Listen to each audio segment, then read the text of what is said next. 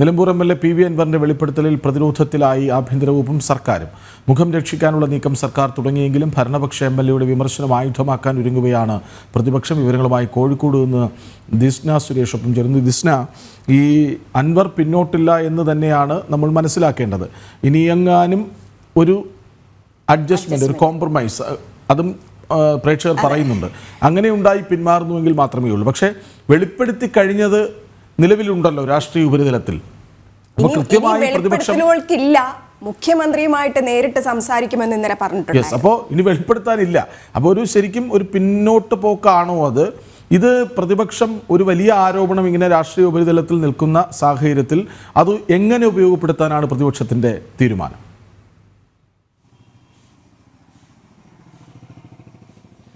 തീർച്ചയായും കൃഷ്ണരാജ് സൂചിപ്പിച്ചതുപോലെ തന്നെ വലിയൊരു രീതിയിലുള്ള വിമർശനം തന്നെയാണ് പ്രതിപക്ഷം ഉന്നയിക്കുന്നത്. കാരണം ഇത്തരത്തിലൊരു വിമർശനം ഉണ്ടായിട്ട് പോലും യാതൊരു തരത്തിലുള്ള, നേരത്തെ ശാലിനി സൂചിപ്പിച്ചതുപോലെ തന്നെ സസ്പെൻഡ് ചെയ്യും എന്നൊക്കെ മുഖ്യമന്ത്രി പറഞ്ഞിരുന്നുവെങ്കിലും അത്തരത്തിലുള്ള നടപടിയിലേക്കൊന്നും തന്നെ കടക്കാത്തൊരു സാഹചര്യമാണ് നിലവിലുള്ളത്.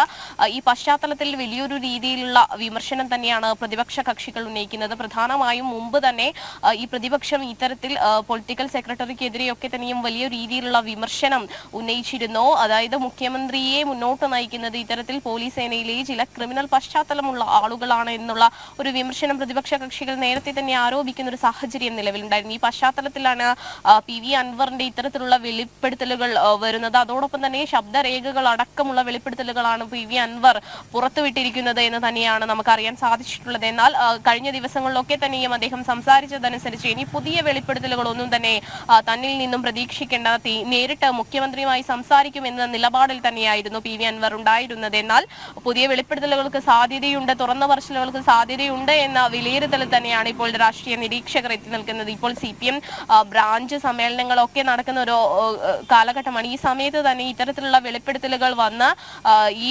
ഭരണത്തിനിടയിലുള്ള ഇത്തരത്തിലുള്ള പുഴുക്കുത്തുകളെ എടുത്തു നീക്കുന്നതിലൂടെ നല്ലൊരു ഭരണം കാഴ്ചവെക്കാൻ ഇടതുപക്ഷ സർക്കാർ ശ്രമിക്കുന്നു എന്ന് വരുത്തി തീർക്കുവാൻ തന്നെയാണ് മുഖ്യമന്ത്രി അടക്കമുള്ളവർ ശ്രമിക്കുന്നത് എന്നൊരു വിമർശനം തന്നെയാണ് പ്രതിപക്ഷ കക്ഷികൾ ഇപ്പോൾ മുന്നോട്ട് വെക്കുന്നത്. മാത്രമല്ല KT ജലീലിന്റെ ഒരു വെളിപ്പെടുത്തലൊക്കെ തന്നെയും ഇന്നലെ പുറത്തു വന്നിരുന്നു. ഇനി താൻ രാഷ്ട്രീയത്തിൽ മത്സരിക്കുവാനില്ല എന്നൊരു കാര്യം തന്നെ അദ്ദേഹം ഫേസ്ബുക്ക് പോസ്റ്റിലൂടെയൊക്കെ തന്നെയും വെളിപ്പെടുത്തി. ഇതിലൂടെയൊക്കെ തന്നെയും മനസ്സിലാകുന്നത് വലിയൊരു രീതിയിൽ ഉള്ള ആരോപണം തന്നെയാണ് പ്രതിപക്ഷ കക്ഷികളുടെ ഭാഗത്ത് നിന്ന് ഉയർന്നു വരുന്നത്. വലിയൊരു രീതിയിലുള്ള പ്രതിഷേധം തന്നെയാണ് വിവിധ നേതാക്കൾ മുന്നോട്ട് വയ്ക്കുന്നത്.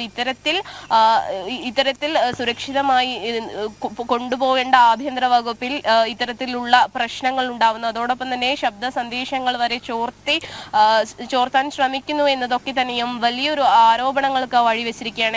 എന്തായാലും ഈ ആരോപണങ്ങൾ കൂടുമ്പോഴും പിടിച്ചു തൂങ്ങുക തന്നെയാണ് അധികാരത്തിൽ.